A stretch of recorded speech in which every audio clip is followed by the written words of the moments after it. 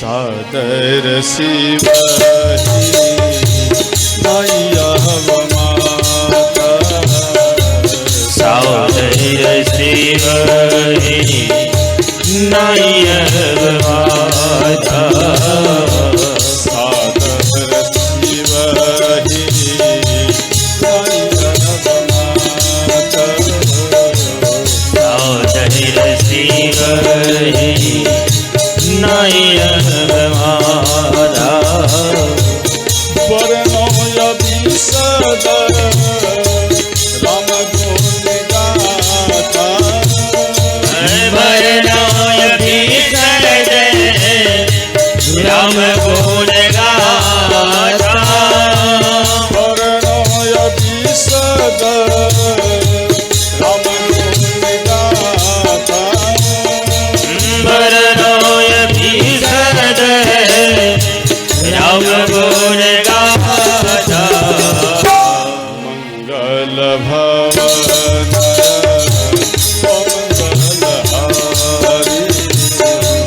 मंगल भवन मंगल हारे प्रभु दशरथ अजिर बिहारी प्रभु सुदर्शन अजिर बिहारी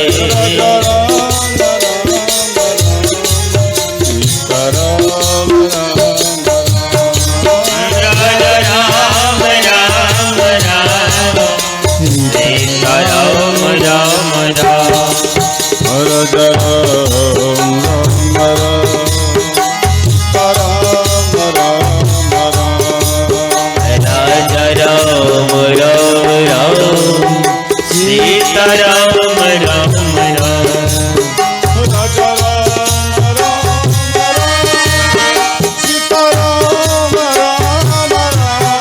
राजा राम राम राम सीताराम राम राम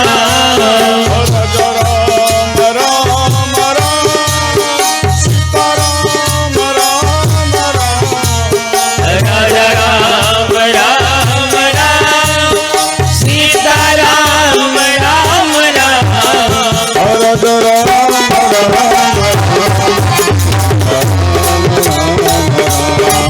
राम राम राम सीताराम राम राम राजा राम राम राम सीताराम राजा राम राम राम सीताराम राजा राम राम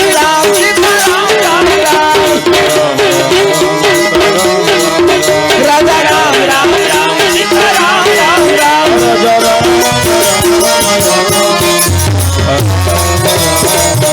राजा राम राम राम सीताराम राम राम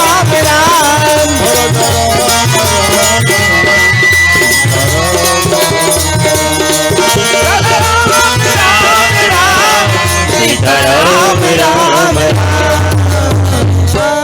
बोलते व्यासदेव भगवान की जय हो।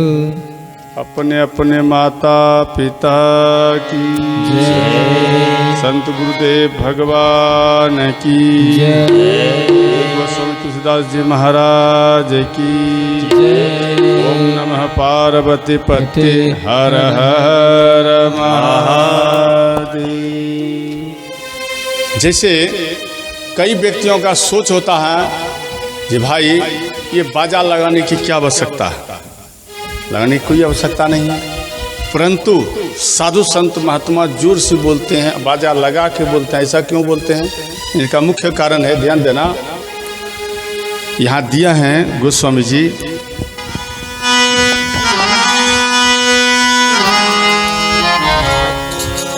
रामायण के सुनत ही छूट जाए प्रेतत्व,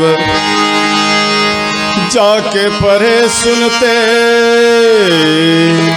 समुझत है पर तत्व। रामायण के सुनते ही छूट जाए प्रेतत्व, अर्थात ये जो राम कथा हो रहा है, माइक लगा के हो रहा है, क्यों? मुख्य कारण है, जैसे किसी का अकाल मृत्यु आपके गांव में हो गया है, मानो कोई जहर खा के मरता है वो प्रेत बनता है, जो फांसी लगा के मरता है वो प्रेत बनता है। वो आपके गांव में मानो पूर्वज में या ठीक अभी के समय में किसी का ऐसा हो गया है तो वो बन गया है प्रेत, समझ गए? वो प्रेत बनकर आपके टोला मोहल्ला में वो ऐसे भटकते रहते हैं। तो ध्यान देना, जब आप राम की कथा सुनाएंगे, जब आप राम की कथा सुनाएंगे, वो कथा जब उनके कान में प्रवेश होगा, प्रेत के कान में, वो स्वतः ही उनका प्रेतत्व ही वह छूट जाता है, अर्थात वह मुक्त हो जाता है, समझ गए? इनके बाद और दूसरा, जिस घर में रामायण की कथा हो, राम की कथा जिस घर में होता है, उस घर को घर समझना नहीं चाहिए। क्या समझना चाहिए? तो वो घर है तीर्थ स्थान, समझ गए? यहाँ दिए हैं, गोस्वामी जी लिखे हैं, कथा रामायण की जाओ, कथा रामायण की जाओ, सो गृह घर जाने सो गृह घर मति जाने न कोई, सो घर तीरथ रूप समभासे, सो घर तीर्थ रूप संभासे। जहाँ ये रामायण की कथा होता है उसे घर नहीं जाने, उसे घर नहीं समझना चाहिए। क्या? वो तीर्थ स्थान है, समझ गए? जहाँ शिव की कथा होता है, जैसे शिव चर्चा करते हैं, तन मन से आप करो, तो उस घर को घर मत समझना, वह तीर्थ स्थान समझना, समझ गए? यहाँ गोस्वामी जी लिखे हैं, सो घर तीरथ रूप समभासे, सो घर तीर्थ रूप संभासे। गई सब पातक से, गए सब पातक से। श्री राम जय राम जय जय राम, श्री राम जय राम जय जय राम, श्री राम जय राम जय जय राम। देखो, इसलिए घर में एक रामायण रखिए या शिव जी का पुराण रखिए या श्रीमद् भागवत रखिए। इन सब को रखने के बाद आप उनका डेली पाठ कीजिए, समझ गए? पाठ करेंगे तो आपका घर भी सुंदर हो जाएगा और इनके साथ साथ आपका मन भी सुंदर हो जाएगा। इसलिए घर में इन सभी ग्रंथों को रखना चाहिए, समझ गए? बोलते वृंदावन बिहारी लाल की जय। तो एक श्लोक का चर्चा करेंगे, उनके बाद राम कथा में प्रवेश कर जाएंगे। ध्यान देना,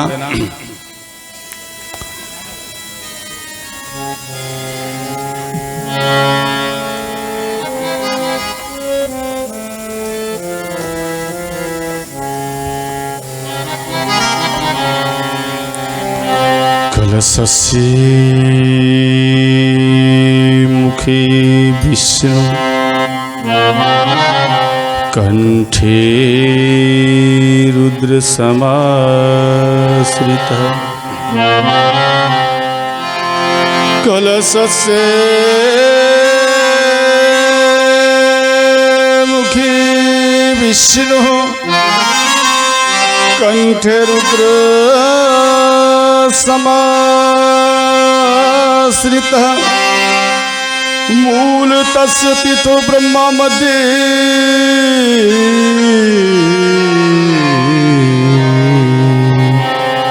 मातृगण समाश्रित। कलशस्य मुखे विष्णु कंठे रुद्र समाश्रित है। इसका अर्थ है, ध्यान देना, कलश के मुख में भगवान विष्णु का वास है, कंठ में भगवान शिव का वास है। ध्यान देना। इनके बाद जैसे आप कलश लेकर परिक्रमा किए, तो कलश लेकर जो आप परिक्रमा किए, इनका क्या कारण है, कलश से क्यों बैठाते हैं, इनके बारे में पहले समझना है। समझ गए? कथा कोई सा भी सुनने से पहले कथा का जड़ पकड़ो। जैसे आप बैठते हैं चाहे कोई भी कुर्सी पर या चौकी पर, पहले आप उसे हिलाते हैं, जी भाई ये कहीं कमजोर तो नहीं, या ये कुर्सियां है इसका चरण टूटा हुआ तो नहीं है। अगर टूटा हुआ है तो हो सकता है हम गिर जाएं, तो पहले आप उसको मजबूत करते हैं या नहीं? तो उसी प्रकार से आप पहले जड़ मजबूत करो। जो जड़ मजबूत में समझ लेते हैं वो आगे की कथा सरल से ही वह समझ पाते हैं। इसलिए पहले जड़ समझना है, थोड़ा दिमाग लगेगा तो आप समझ जाएंगे। ठीक है, ध्यान देना। जैसे आप कलश रखते हैं, कलश रखने के बाद वो रखने से पहले मिट्टी रखते हैं। मिट्टी रखने का क्या उद्देश्य है? मिट्टी रखने का मुख्य उद्देश्य है, ध्यान देना, जैसे वृंदावन धाम, अयोध्या धाम या बाबा धाम, ध्यान रखना। तो ये सब धाम शब्द जिन जिन स्थानों का है, उन सब स्थानों का धाम शब्द का यानी वहाँ का मिट्टी प्रधान होता है। तो उन सभी धाम को ब्राह्मण देवता मंत्र आवित करके उनको बुलाया जाता है और उनको याद करके और उनका सुमरन करके मिट्टी को रखा जाता है कलश के नीचे। तो वो कलश का मिट्टी धाम का रूप बन जाता है। इनके बाद कलश रखा जाता है। कलश रखने का क्या उद्देश्य है? कलश रखने का मुख्य उद्देश्य है, जो कलश जो आप रखते हैं वो कलश कुंभ के समान है। समझ गए? जैसे कहते हैं उज्जैन, यानी कुंभ मेला जहाँ भी लगता है, जैसे प्रयागराज उसे कुंभ मेला लगता है, हरिद्वार, तो ये जहाँ जहाँ कुंभ मेला लगता है उन सभी कुंभों का ये कलश कुंभ का रूप माना जाता है। समझ गए? और इनके बाद उनमें जल दिया जाता है। जैसे जहाँ जहाँ का तीर्थ स्थान का जल, जो तीर्थ स्थान होता है जल प्रधान होता है, वहाँ का जल प्रधान होता है, इसलिए उन जलों को आह्वान किया जाता है मंत्र द्वारा। इनके बाद जल कलश में दिया जाता है। इनके बाद फिर आप देते हैं आम का पल्लव। आम का पल्लव क्यों दिया जाता है, या आम का पल्लव का क्या मायने है? ध्यान देना। देखो आम कौन है पहले ये समझ लेना। ये आम का पल्लव, जैसे नीला और पीला, ये दो रंग होता है। नीला और पीला इन दोनों को मिला दो, इन दोनों को मिश्रण कर दो, तो ध्यान रखना ये दोनों हरा हो जाएगा। अर्थात नील वर्ण का स्वयं भगवान शिव है, स्वयं भगवान सीताराम है और स्वयं भगवान श्री कृष्ण है। समझ गए? पीत वर्ण माता सीता है और माता पार्वती हैं और श्री राधा रानी सरकार है। अर्थात स्वयं भगवान शिव और माता पार्वती, इन दोनों के मिश्रण से ही ये प्राकृतिक स्वतः ही ये हारा हो गया है। अर्थात ये आम का जो पल्लव है ये कोई दूसरा नहीं, स्वयं भगवान शिव है और माता पार्वती है। समझ गए? और इन दोनों के मिश्रण से प्राकृतिक हारा हो गया। जैसे आपको फल चाहिए, आपके शरीर को पुष्ट करने के लिए स्वयं भगवान श्री सीताराम ये दोनों फल के रूप में आया है और आपके शरीर को पुष्ट कर पुनः चले जाते हैं। ये आपके शरीर को पुष्ट करने के लिए आया है। जैसे साग हुआ और मक्का का खेती हुआ, गन्ना का खेती हुआ, ये स्वयं भगवान सीताराम है। समझ गए? इनके बाद फिर नारियल रखा जाता है कलश में। नारियल क्यों रखा जाता है, इनका क्या कारण है, ध्यान देना। नारियल श्रीफल माना गया है और नारियल जब कलश में रखा जाता है तो नारियल रखने के बाद जहाँ भी नारियल आप रखोगे कलश में, उन घर में सौंदर्य बढ़ाएगा, धन बढ़ाएगा, विद्या बढ़ाएगा, ज्ञान बढ़ाता है। तो ध्यान देना, एक बार माता पार्वती स्नान कर रही थी और स्नान करने के उपरांत माता पार्वती वो ध्यान में बैठी और आदि शक्ति जगदम्बा को याद किए। माता पार्वती तो उनके शरीर के अंदर से, ध्यान देना, भगवान श्री सीताराम का आप जो ध्यान करते हैं, भगवान श्री सीताराम या भगवान शिव का, तो वृंदावन अयोध्या कैलाश से नहीं आएंगे, उन जगह से आपके पास नहीं आएंगे, वो स्वतः ही आपके हृदय से निकलकर और आपको ही दर्शन देंगे। इसलिए भगवान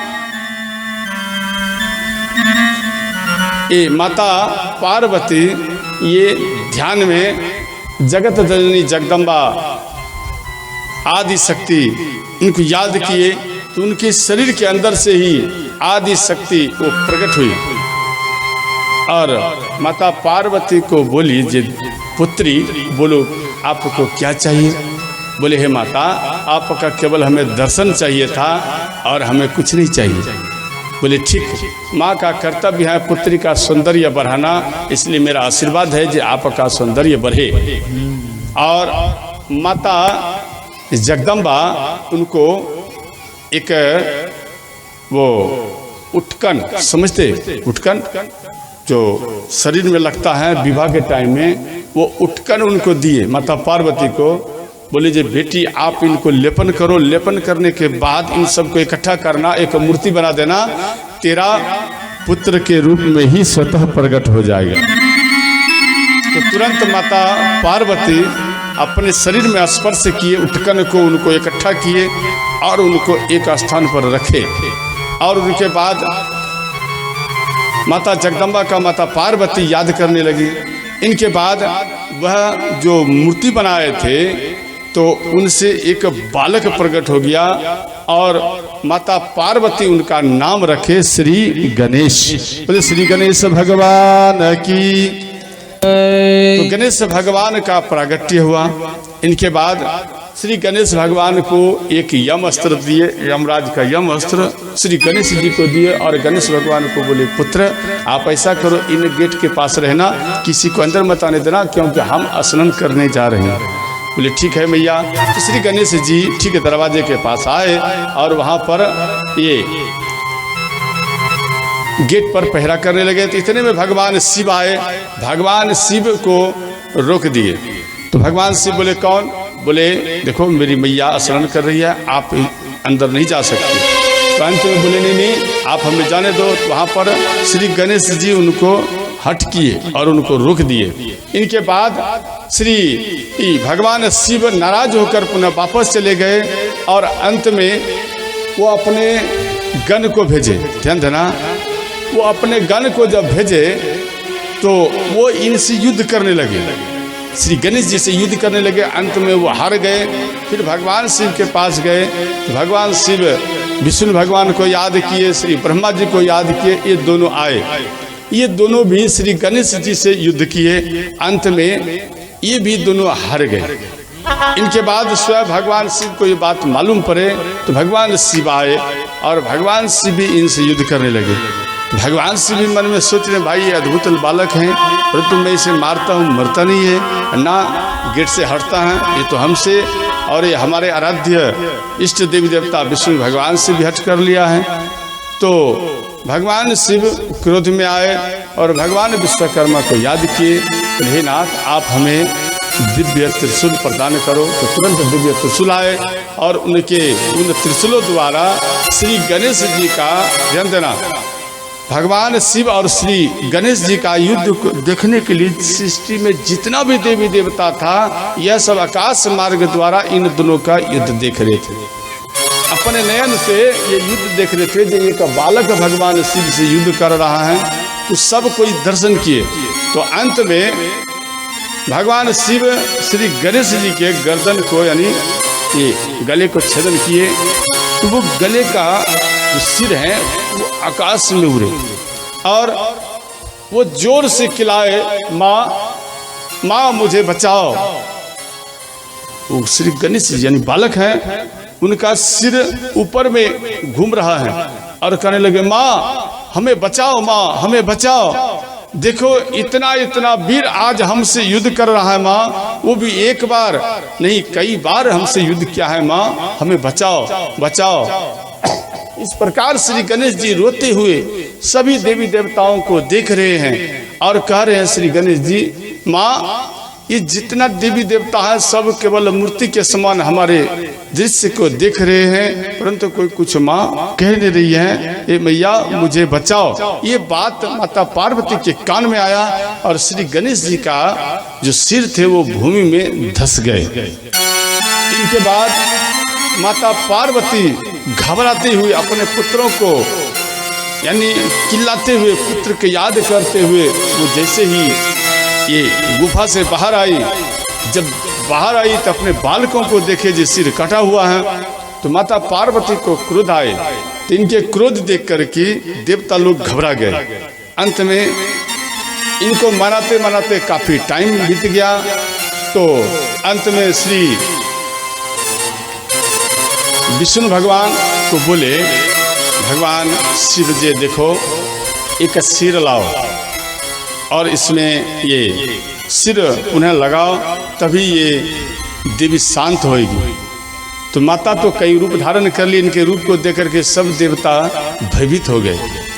तो अंत में श्री विष्णु भगवान ये गए, एक हाथनी के पुत्र हाथी वो सोया हुआ था, परंतु पहले वो सीने में चिपका के अपने बच्चे को 16 के वो सोई थी, परंतु वो फिर अनायास पलट गई।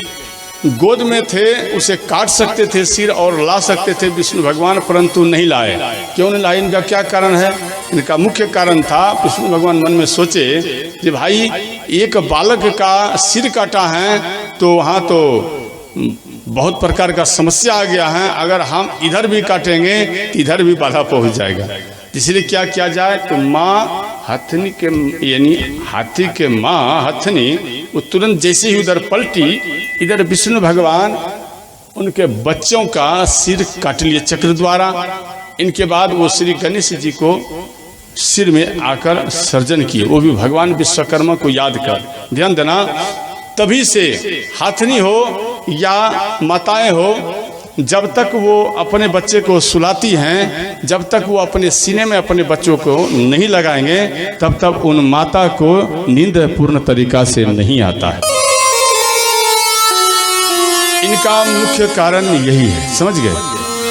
तो अब यहाँ पर एक प्रश्न उठता है, किसी का सिर काट के पुनः सर्जन किया जा सकता है, तो जो सिर कटा हुआ था वो सर्जन क्यों नहीं हुआ? ये तो प्रश्न उठ सकता है। तो ध्यान देना, क्यों नहीं हुआ इनका कारण पहले समझो। देखो, सिर जो कट चुका था वो भूमि में धंस गए थे।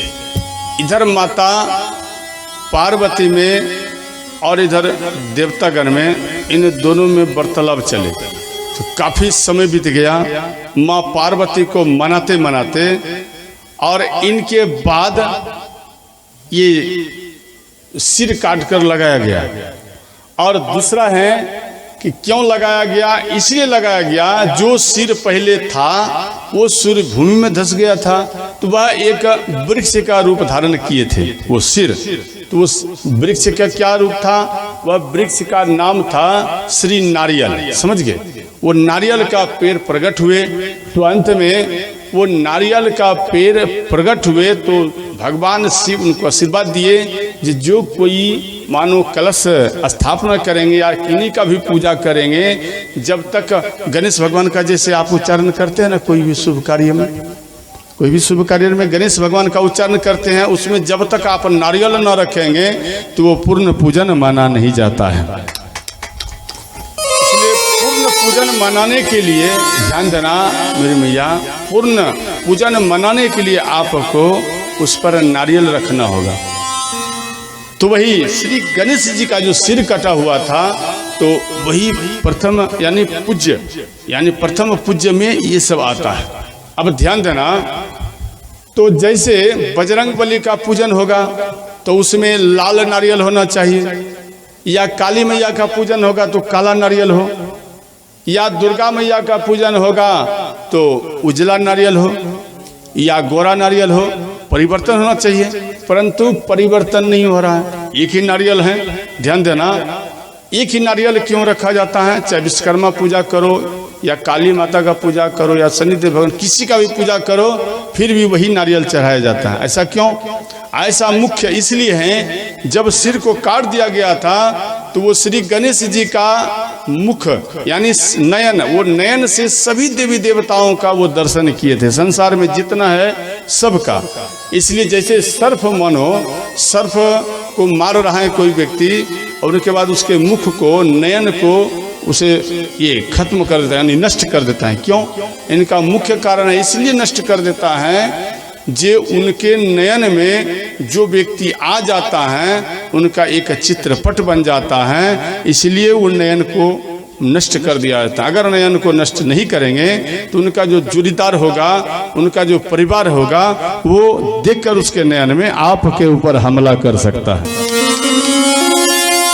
इसलिए व्यक्ति ये नयन को नष्ट कर देते हैं। उसी प्रकार से श्री गणेश जी जो देखे थे सभी देवताओं को, तो इसलिए सबका अरुण, सबका रूप इनके अंदर में बैठ गया था चित्रपट के समान। इसलिए वह श्री गणेश का जो सिर यानी कि नारियल जो है वो सबके रूप में वह परिवर्तन हो जाता है, सबके रूप में। इनके बाद ध्यान देना, तो कलश बैठाया जाता है और दूसरा है ऋग वेद, यजुर्वेद, सामवेद, अथर्ववेद, यानी चारों वेद उन कलश में विराजमान होते हैं। और ध्यान देना, स्कंद पुराण में व्यास जी लिखे हैं, कोई कन्या जब कलश लेकर चलती है, ये कलश लेकर, ध्यान देना, उनका कई जन्मों का पाप नष्ट हो जाता है। इनके बाद मानो वो जिन गली में जाता है, जिन टोला मोहल्ला में जाता है, मानो उनका चरण धूलि उड़कर मानो किसी के दरवाजे पर या किसी घर पर चला जाता है, उसका घर भी धन धान्य से भर जाता है, उनका घर का भी पाप नष्ट हो जाता है। इनके बाद ध्यान देना, जो कलश वाली माताएं लिया है कलश लेकर, वो तो धन्यवान है ही। और दूसरा, उनका दर्शन करने के लिए देवता लोग ललायित रहते हैं, यानी कि देवता लोग आकर के, देवी देवता जो हैं स्वर्ग में बैठे हुए, भूलोक, भूलोक, जनलोक, ये सब कलश वाली माता का दर्शन करने के लिए आते हैं और वो भी अपने जीवन को सफल बनाकर चले जाते हैं। इसलिए दर्शन करना करो, दर्शन इति पाप नाशनम। जब दर्शन आप करेंगे आपका भी पाप नष्ट हो जाएगा। और ध्यान देना, सदा शिव्या, सदा शिव्या, सदा शिव्या, सदा शिव्या 2 बार दिया गया है। इसका कारण है, ध्यान देना, सदा शिव्या का अर्थ है जे हम कथा सुनने जाएं या नहीं जाएं। कई व्यक्तियों का मन होता है हम जाएं या नहीं जाएं। और दूसरा ध्यान देना, जैसे कई व्यक्ति का मन है जैसे छुतुक या अपवित्र, ध्यान देना, अपवित्र हो या छुतुक हो, उसे ना चाहने पर भी राम कथा सुनना चाहिए, क्योंकि कथा सुनने में पवित्र और अपवित्र नहीं, अन्ना छुतुक, इन सभी का कोई मायने नहीं रहता है। केवल आपका मन राम कथा में होनी चाहिए। राम कथा सुनना करो, समझ गए? जब आप राम कथा सुनेंगे तो ध्यान देना, हर व्यक्ति नहीं आ सकते राम कथा में। कौन आएगा? जिसके ऊपर प्रभु श्री राम की असीम कृपा होगी, समझ गए? हावत एही सर अति कठिनाई, आवत एही सर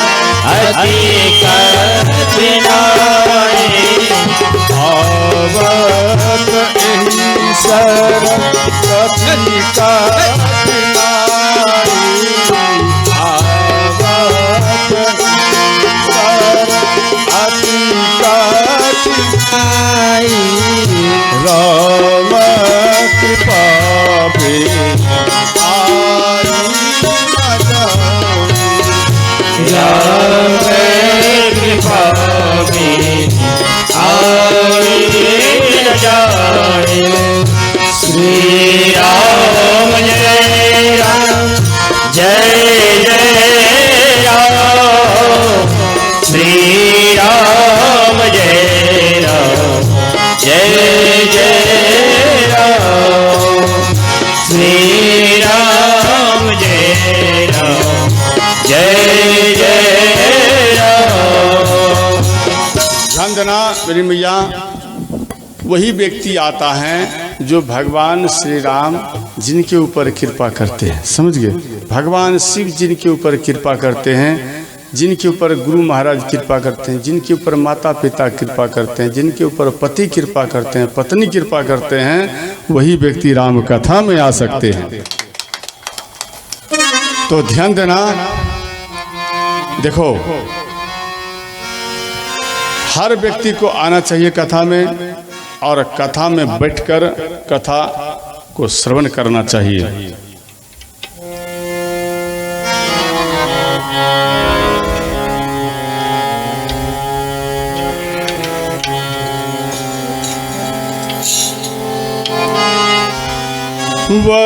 वर्णानाम अर्थ संधानम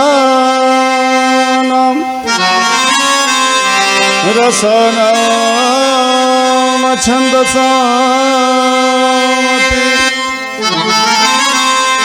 मंगलनाम च कर्तारो